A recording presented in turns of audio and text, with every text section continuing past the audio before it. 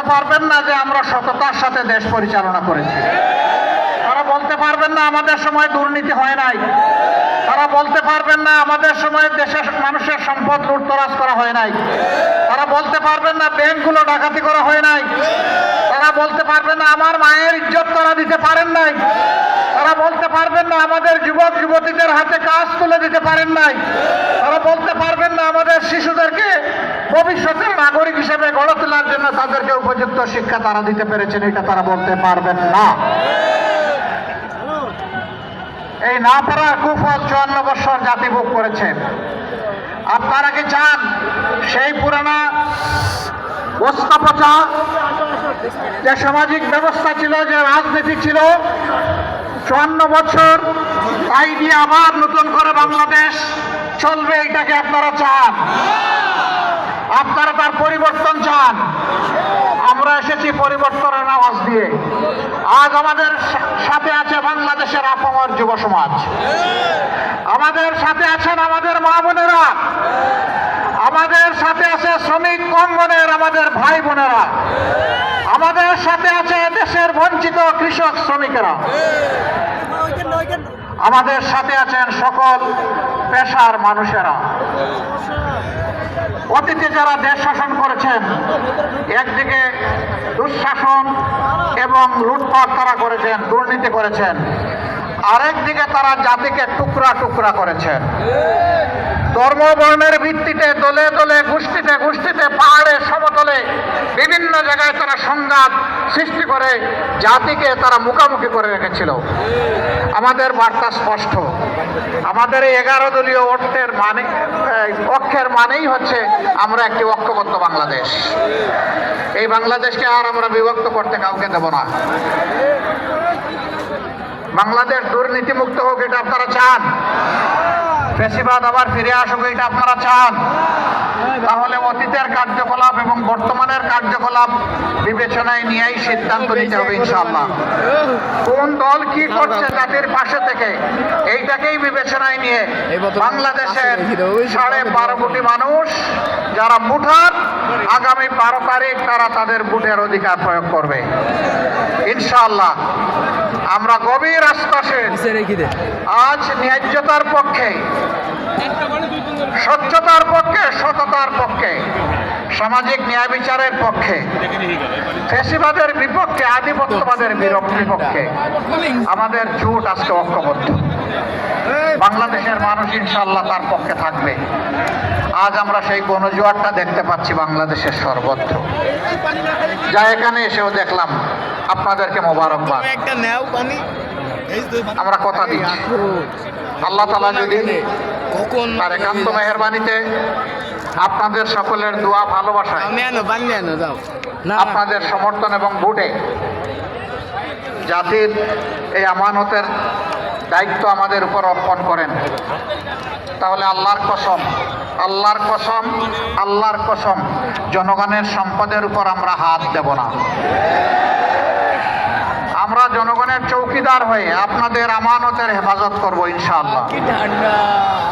আমরা সরকারি তহবিলের প্রত্যেকটি আয় ব্যয়ের হিসাব আপনাদের সামনে জনসমক্ষে দিতে বাধ্য থাকব।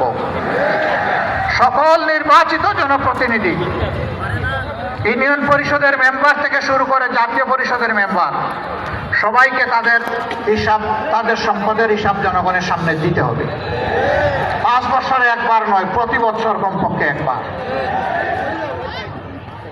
আমাদের দেশের অনেকগুলা সম্পর্কে উজাড় করে ফেলা হয়েছে, নদীগুলাকে খুন করা হয়েছে, মরুভূমিতে পরিণত করা হয়েছে। আপনাদের থেকে পদ্মা দূরে নয়, আমাদের পদ্মার উপর কি জুলুম করা হয়েছে আপনারা দেখেছেন। আল্লাহ তাআলা আমাদেরকে দায়িত্ব দিয়ে প্রথমে আমরা নদীগুলার জীবন ফিরিয়ে আনার চেষ্টা করব। নদী জীবন পেলে আমার মাটি জীবন পাবে, মাটি জীবন পেলে আমার মা জীবন পাবে ইনশাআল্লাহ। আমরা সেই মাটি এবং মানুষের ভালোবাসায় কাজ করে যাব।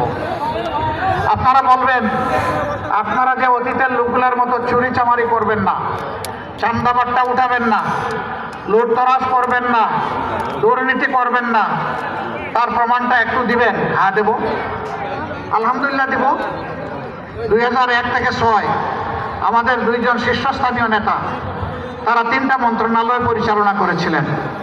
আলহামদুলিল্লাহ, তারা সৎ ছিলেন, স্বচ্ছ ছিলেন, তারা স্বজনপ্রীতি থেকে মুক্ত ছিলেন এবং তাদের 3টা মন্ত্রণালয় অত্যন্ত স্মার্টলি, দক্ষতার সাথে তারা পরিচালনা করেছে। আজকে সবগুলা আপনাদের দায়িত্ব পেলে সবগুলা মন্ত্রণালয়কে এই ধরনের লুক দিয়ে আমরা সাজাবো ইনশাআল্লাহ। সেদিন বাংলাদেশ মুক্তির স্বাদ ভোগ করবে। আর আমাদের স্পষ্ট বার্তা মা বোনদের প্রতি, যে জাতি তার মা বোনকে সম্মান করতে জানে, আল্লাহ তাআলা সেই জাতিকে সম্মানিত করেন। আমাদের মা বোনেরা গৃহে, রাস্তায় এবং কর্মস্থলে ইনশাআল্লাহ তারা শতভাগ সম্মান, মর্যাদা এবং নিরাপত্তার সাথে তারা থাকবেন এবং কাজ করবেন ইনশাআল্লাহ। কোনো জালিমকে তাদের দিকে চোখ তুলে তাকাতে দেওয়া হবে না এবং হাত বাড়াতে দেওয়া হবে না।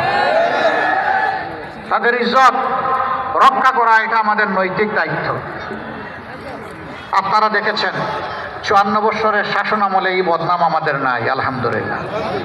মাদেরকে আমরা সম্মান করি, কিন্তু আফসোসের বিষয় আমরা সবাই মজলুম ছিলাম, শুধু জামাতে ইসলামী না, সকল দল, একমাত্র আওয়ামী লীগ এবং তার সঙ্গী লোকরা ছাড়া। কি হলো রে ভাই? 5 তারিখে আল্লাহ তাআলা এই দেশকে একটা সুযোগ দিলেন সংশোধন হওয়ার, সুন্দর হয়ে সামনে চলার, দেশের উন্নয়নে কাজ করার। হঠাৎ করে কিছু মানুষ এটা ভুলে গিয়ে তারা নিজের উন্নয়নে লেগে গেল।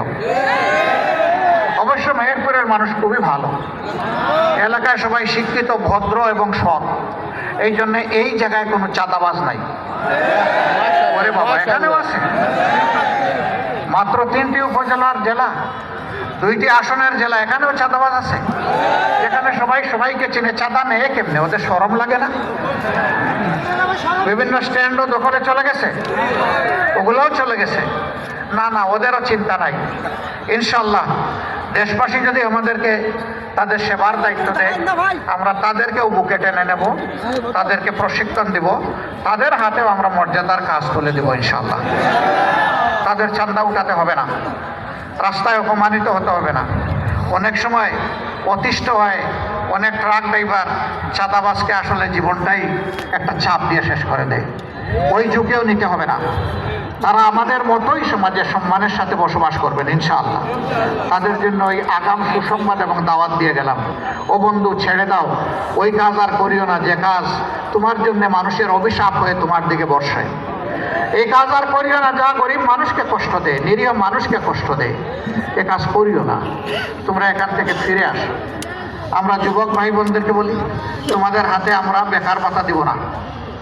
হ্যাঁ, কেউ যদি চাকরির জন্য অপেক্ষমান থাকে, আমরা নিজেরাই উদ্যোগ নিয়ে সরকারি খরচে, তোমার খরচে না, সরকারি খরচে তোমাকে দক্ষতা এবং যোগ্যতা সম্পন্ন একজন মানুষ হিসেবে গড়ে তোলার জন্য পর্যাপ্ত প্রশিক্ষণ দেওয়া হবে।